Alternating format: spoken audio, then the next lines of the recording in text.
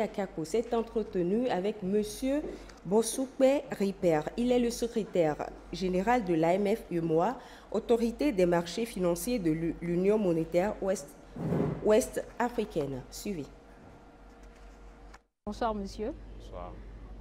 Monsieur Ripper Bosukpe, vous êtes le secrétaire général de l'AMF UEMOA, autorité des marchés financiers de l'Union monétaire ouest-africaine. Alors, vous êtes à la 3e édition de l'AFIS, Africa Financial Industry Summit. Les panels que vous avez animés ont été essentiellement consacrés à la titrisation. Quand on parle de titrisation, à quoi fait-on principalement allusion? Alors, la titrisation est une technique financière déjà qui permet de transférer des actifs à un pool d'investisseurs et en contrepartie recevoir de la liquidité. C'est une technique financière qui est née aux États-Unis et qui, pour certaines institutions financières, peut permettre de rendre plus agile leur bilan, de leur permettre de se conformer à la réglementation bancaire, mais tout en accompagnant significativement le financement des économies. Pour illustrer, vous êtes une banque, vous avez un portefeuille de 10 000 clients. Chaque client paye 10 000 francs de frais de tenue de compte chaque mois. Sur l'année, ça vous fait 1,2 milliard. Vous êtes une banque, vous n'avez peut-être pas 1,2 milliard en dépôt. Vous pouvez aller sur le marché et mettre en garantie ce portefeuille de créances que vous aurez parce que justement ces clients-là sont des clients captifs pour vous et ils ont une historique de travail avec vous. Donc une fois que vous allez sur le marché vous donne les 1,2 milliard. Vous pouvez aller financer d'autres projets qui créent plus de valeur tout en continuant l'activité économique avec vos clients.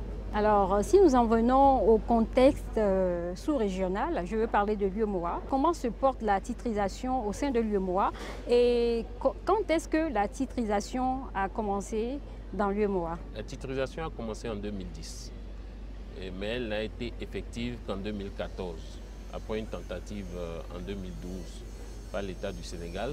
Et elle s'est d'abord matérialisée à travers des émissions de sukuk. Donc on en a eu 6. Il y a eu le Togo qui a fait, le Mali, la Côte d'Ivoire et le Sénégal. Aujourd'hui, en termes d'opérations de titrisation, on en a 23 qui ont été recensées.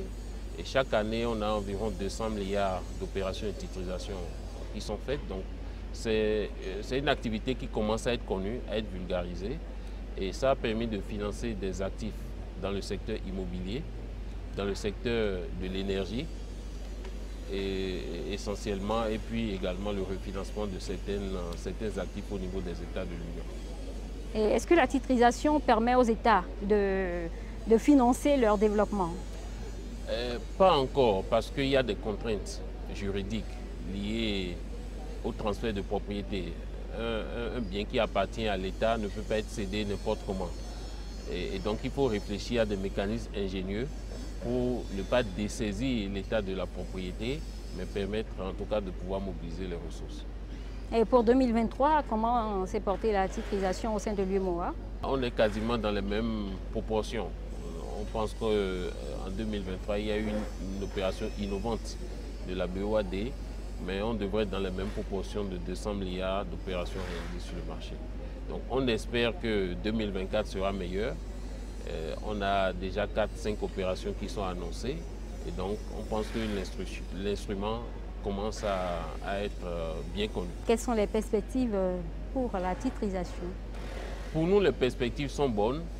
Aujourd'hui, on titrise essentiellement des créances existantes ou des créances futures.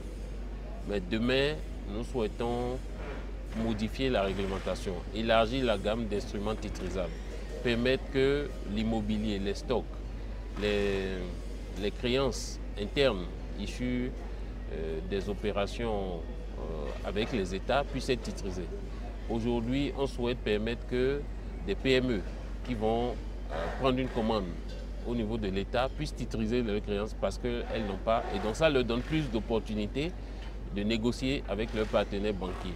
Et donc si on arrive à faire ça, on aura plus de liquidité, plus d'agilité dans le financement des économies et ça devrait être profitable pour toutes les économies de l'île. Vous avez aussi parlé de créances en souffrance. Alors, c'est quoi? On a parlé de titrisation de créances en souffrance parce que ça également, ça peut être un axe, un marché. On peut créer un marché de créances en souffrance. Mais pour que ce marché de créances en souffrance soit viable, il faut des garanties. Parce qu'aucun investisseur n'achètera une créance en souffrance s'il n'est pas sûr de pouvoir recouvrer. Et donc, l'idée, c'est de réfléchir également à simplifier les mécanismes de cession de ce type de créances pour les investisseurs qui pourraient être intéressés. Mais en définitive, on souhaite ne pas avoir de créances en souffrance. Donc les mécanismes qui sont là doivent être des mécanismes qui aident les investisseurs quand ils sont en difficulté à pouvoir retrouver une bonne santé financière et payer leurs créances. Monsieur Ripert Bosoupé, nous sommes pratiquement arrivés à la fin de cet entretien. Et si on vous disait de conclure, on allant dans le sens de la 3e édition de l'Africa Financial Industry Summit, que diriez-vous? L'AFIS 3e édition a été un succès. Je pense qu'on a vu de bonnes thématiques. La mobilisation a encore été au rendez-vous. Aujourd'hui, je pense que nous sommes vraiment en train de travailler à bâtir une industrie financière de classe mondiale. Et je pense que c'est ça qui met le baume au cœur et qui fait que nous, en tant qu'autorité des marchés financiers, on reste un partenaire institutionnel de choix.